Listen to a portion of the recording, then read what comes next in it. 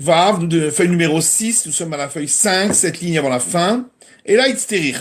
Mais j'ai quand même besoin de la déduction à partir du mot sur elle pour interdire la femme de la sœur de sa femme du Lévira. C'est un cas d'Atachamina parce que j'aurais pu croire Tété Miki Boudavaem qu'on aurait déduit à partir de l'obligation de respecter son père et sa mère que ce serait autorisé pour elle le Lévira. Détania parce qu'il y a une braïta qui dit Yachol Yehi Ki Boudavaem Doché Shabbat. J'aurais pu croire que honorer son père et sa mère repousse le Shabbat. C'est-à-dire si le père ou la mère demande de transgresser Shabbat, j'aurais pu croire qu'on doit le transgresser. Tamouloma, c'est pourquoi le verset dit dans le Lévitique, va ish immo va vitiraou vet shabtotai tishmeru. Chacun son père et sa mère vous craindrez et vous garderez mes Shabbats. Kulchem chayavim birvodi. De là on apprend que vous avez tous obligation de m'honorer, moi l'Éternel, donc même le père et la mère, donc on n'écoutera pas le père et la mère pour transgresser le Shabbat. Maïlav de amar leshrotli ou bacheli, n'est-ce pas, on parle d'un cas où le père ou la mère ont demandé à leur fils, fais-moi l'abattage d'un animal ou cuis-moi pendant Shabbat. Et toute la raison pour laquelle on ne devra pas les écouter, c'est parce qu'il est écrit, mais Shabbat vous garderez. Donc ça voudrait dire que, sinon, on aurait dit que l'obligation repousserait cette interdiction du Shabbat qui comporte également la sanction du carré de retranchement. Et l'Agmara dit, pas forcément, l'arbre des Mechamer, peut-être qu'on parle ici, oui, les parents ont demandé de transgresser un interdit du Shabbat où il n'y a pas la sanction du retranchement, comme l'interdit de faire avancer un âne qui porte un fardeau, un endroit où on ne peut pas porter le Shabbat. Pour nous dire que malgré tout, l'obligation d'écouter son père et sa mère ne repousse pas cet interdit du Shabbat. Et là, oui, mais alors à ce moment-là, la règle que nous avons, qu'une obligation positive repousse toujours une obligation négative, un interdit, on n'a qu'à dire d'ici qu'elle ne repousse pas, puisqu'on voit ici que elle ne repousse pas cet interdit du Shabbat. Et des Shabbat des Chamiré. Alors tu vas répondre peut-être que c'est différent ici pour les interdits du Shabbat qui sont beaucoup plus graves, puisqu'il s'agit du Shabbat qui est aussi important que toutes les autres obligations réunies. Mais pourtant, nous voyons un enseignement dans une braïta ailleurs, dans laquelle on ne pose pas cette question, et cet argument n'est pas apporté de la différence entre le Shabbat et le reste, d'Etania, parce qu'il y a une braïta qui dit j'aurais pu croire que si son père lui dit rends-toi impur en entrant dans un cimetière, un prêtre, pour aller me chercher quelque chose. Oh, chez Amarlo, Altarzir, ou qui lui a dit ne rends pas cet objet trouvé. J'aurais pu croire qu'il doit l'écouter. C'est pourquoi le verset dit un homme, chacun son père et sa mère et son père, vous devrez craindre et garder mes Shabbats. Vous avez tous obligation de m'honorer, donc le père et la mère aussi. Et on voit que on n'a pas demandé en disant oui, mais le Shabbat c'est différent. Et là, monsieur Lucas, il fera malanar chez Ken Ercher Mitzvah. Seulement, ce qu'on peut rétorquer, c'est de dire que là-bas, il s'agit d'une obligation religieuse positive qu'on ne peut pas faire autrement qu'en repoussant l'interdit. Alors qu'ici, on pourrait faire autrement en observant pas le Lévira, mais la cérémonie du déchaussement. Donc on ne peut pas apprendre de là-bas.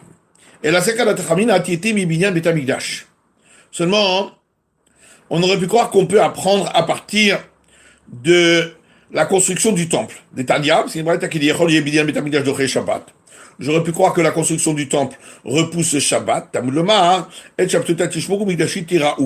C'est pourquoi le verset dit dans le Lévitique, mais Shabbat vous garderez et mon sanctuaire, vous craindrez. Kulchem chayvim ichvodi.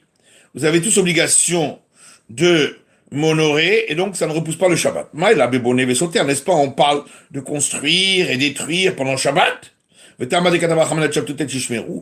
donc toute la raison pour laquelle c'est interdit le Shabbat, c'est parce que la Torah a dit vous garderez mes Shabbats. Juste à côté de l'obligation de craindre le sanctuaire, à la vachi et l'aché. Sinon on aurait dit que ça repousse le Shabbat. Et donc, ça veut dire que de là, on aurait pu déduire que pareil, l'interdiction de la sœur de sa femme est repoussée par l'obligation du Lévira. Non. L'art de Mechamer. On peut dire qu'il s'agit ici de transgresser le Shabbat par un interdit simple, où il n'y a pas la sanction du retranchement, comme faire avancer un âne qui porte un fardeau le Shabbat. Ah mais alors on va dire que quoi? Que malgré tout, cet interdit n'est pas repoussé? Mais là, alors pourtant nous avons toujours la règle qu'une obligation positive repousse un interdit, donc on devrait apprendre d'ici qu'elle ne repousse pas. Ah, tu vas dire oui, mais ici il s'agit des interdits du Shabbat qui sont plus sévères. Pourtant, on a vu une braïta, un enseignement ailleurs, où on n'oppose pas cet argument. Des Tanya, comme braïta dit, j'aurais pu croire que si son père lui dit, rends-toi impur, toi qui es un prêtre, ou ne rends pas cet objet trouvé, j'aurais pu croire qu'il doit l'écouter, c'est pourquoi le verset dit, un homme, son père et sa mère, vous craindrez, etc. Vous avez tous obligation de m'honorer. Et la Mishnah du cas de Mifra, Malé Anar Sheken Ersha Mitzvah. Alors, elle m'a dit, oui, mais là-bas c'est différent parce que il n'y a pas d'autre possibilité pour accomplir l'obligation qu'en enfreignant l'interdit. Ce qui n'est pas le cas chez nous, où on peut très bien pratiquer le déchaussement et on n'enfreint pas l'interdit. L'Agmara dit, si c'est uniquement pour venir inclure ce cas-là où on ne peut accomplir l'obligation qu'en enfreignant l'interdit, ça on a déjà la braïta qu'on avait rapportée plus haut. Inachinami. Effectivement, tu as raison. Mais en réalité, ce verset, vous garderez mes Shabbats et vous craindrez mon sanctuaire, pourquoi il est venu pour une autre déduction? On l'utilise pour l'enseignement d'une autre braïta, qui dit, j'aurais pu croire qu'un homme doit craindre le sanctuaire lui-même. C'est pourquoi le verset dit, mes Shabbats vous garderez et mon sanctuaire vous craindrez. Pour nous dire que il est dit garder concernant le Shabbat et il est dit craindre concernant le sanctuaire. De la même manière que garder concernant le Shabbat, ce n'est pas le Shabbat qu'on doit craindre, puisqu'on ne parle jamais de craindre le Shabbat. Et la mimi chez Izir à la Shabbat. On doit craindre celui qui a ordonné de respecter le Shabbat. De même, la crainte qui a été dite concernant le sanctuaire, l'omigdash atamidjaré, ce n'est pas du sanctuaire que tu dois craindre, et la mimi chez Izir à la migdash, mais de celui qui a ordonné de craindre le sanctuaire. Veizuhi, Moramigdash, qu'est-ce que ça veut dire la crainte du sanctuaire? Le Yikanes Adam Barabaï de Maklo, un homme n'a pas le droit d'entrer dans le mont du temple avec sa canne, pour montrer son prestige, son importance, ou minalo, ou avec ses chaussures en cuir, mais pundato, ou avec sa bourse qui est accrochée à sa ceinture, ou babak chez al-gabé raglav, ou avec de la poussière sur ses pieds. Velo yarasenu kapanria, il n'a pas le droit d'utiliser le mont du temple comme raccourci, ou rekika mekalvachomer, et à plus forte raison qu'il est interdit de cracher à cet endroit.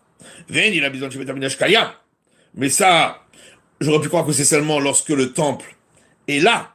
D'où on sait même au moment où le temple n'est plus là. Talmud Lomar, c'est pourquoi le verset dit mais Shabbat vous garderez et mon sanctuaire vous craindrez. Mashmira Amura Shabbat Ler Olam. De la même manière que garder le Shabbat c'est pour toujours. Amura Amura B'Mikdash Ler Olam. De même la crainte du sanctuaire c'est pour toujours, même après sa destruction. Et là c'est un cas d'Atachamina Tite Mavar. En vérité, la raison pour laquelle on a besoin d'un mot spécifique pour interdire la sœur de sa femme et toute femme interdite d'appliquer le lévira, c'est parce que sinon on aurait pu croire qu'on va apprendre à partir d'allumer un feu le Shabbat. De Tana de Rabbi Ishmael, parce qu'il y a une braïta de l'enseignement de la maison d'études de Rabbi Ishmael qui dit, c'est écrit dans l'Exode, vous n'allumerez pas de feu dans toutes vos demeures le jour du Shabbat. Matamud Lomar, qu'est-ce que le verset vient apprendre? Puisqu'on sait déjà que les 39 travaux sont interdits. Matamud Lomar, qu'est-ce que ça veut dire? Qu'est-ce que le verset vient nous apprendre? On le sait déjà, il est Rabbi Yossé, il est là. Si c'est l'avis de Rabbi Yossé, c'est pour nous apprendre que allumer un feu, c'est qu'un interdit, il n'y a pas de retranchement. Et Rabbi Nathan est Halek. Ou si c'est selon l'avis de Rabbi Nathan, c'est pour nous dire que chaque interdit du Shabbat entraîne une sanction, qu'on n'a pas besoin de faire tous les interdits ensemble. Les Tanya, comme il m'aurait dit, allumer un feu le Shabbat a été enseigné spécifiquement pour nous dire que c'est un interdit seul, où il n'y a pas la sanction de retranchement. Livre Rabbi Yossé, ça c'est l'avis de Rabbi Yossé. Rabbi Nathan Omer, Rabbi Nathan dit, les Chalek. C'est venu pour dire que pour chaque interdit, il y aura enfreint, il y aura la sanction. Alors Rava explique que ici la Braïta, elle s'est posé la question pourquoi a-t-on écrit le terme demeure. Moshavot Matab Lomar. Pourquoi a-t-on écrit dans toutes vos demeures?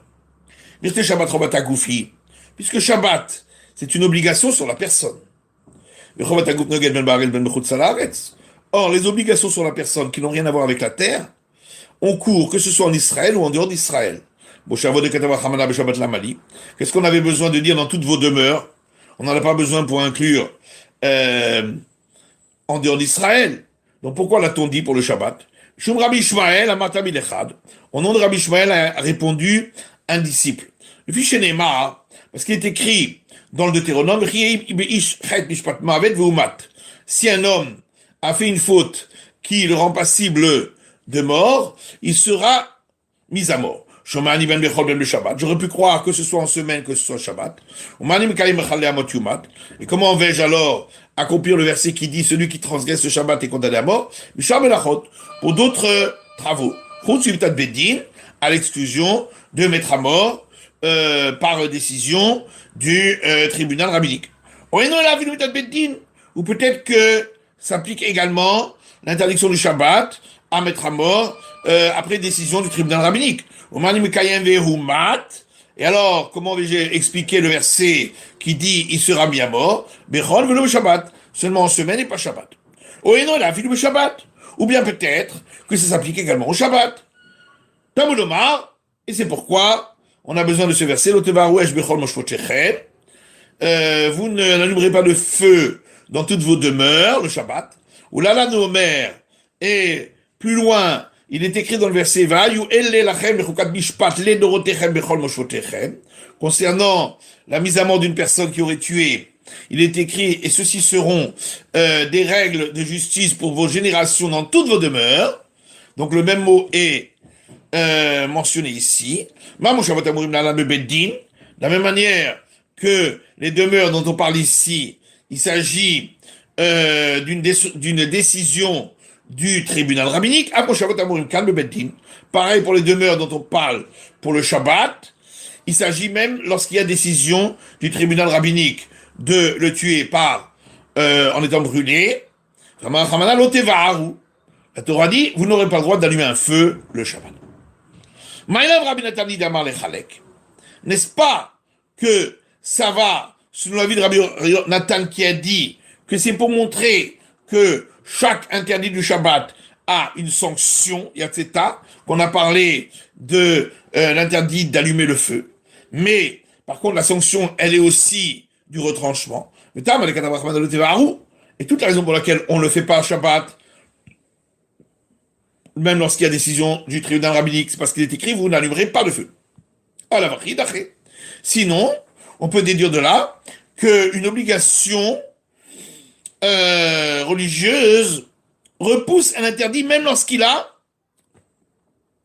sanction du retranchement. Et c'est pour ça qu'on a besoin d'un verset pour dire que lorsqu'une femme est interdite comme la sœur de sa femme, eh bien, elle n'observera pas le lévira. Parce qu'on aurait pu croire que si. L'Agma dit, lo, Rabbi Yossé. Non, non, non. Ici, cette braïta va selon Rabbi Yossé, qui dit qu'on parle d'un interdit, que l'interdit d'allumer un feu n'est pas passible de retranchement, mais seulement d'un interdit simple, et donc on peut rien en déduire concernant lorsqu'il y a un interdit de retranchement. Vétier Venami Rabbi Yossé, même si on va dire que c'est Rabbi Yossé, et Madame Rabbi Yossé Avara la Viatseta. Quand on a dit que d'après Rabbi Yossé, allumer un feu a été enseigné pour dire que ce n'est qu'un interdit simple, sans sanction du retranchement. Avara Gredata, c'est quand on a seulement allumé un feu. Avara de Beddin, mais ici, allumer le feu par décision du tribunal rabbinique Bishou Petilahu, il s'agit de prendre du plomb durci et d'allumer un feu pour le cuire, pour en faire du plomb liquide, pour le verser dans la bouche de celui qui va mourir ici en étant brûlé. Et donc il s'agit de cuire. Comme dit Rav Shechet, quelle différence entre cuire ce plomb durci et cuire les colorants pour colorer la laine, dont on a parlé pour la construction du temple, d'où on a déduit l'interdit de cuire le Shabbat. Dans tous les cas, il s'agit de cuire.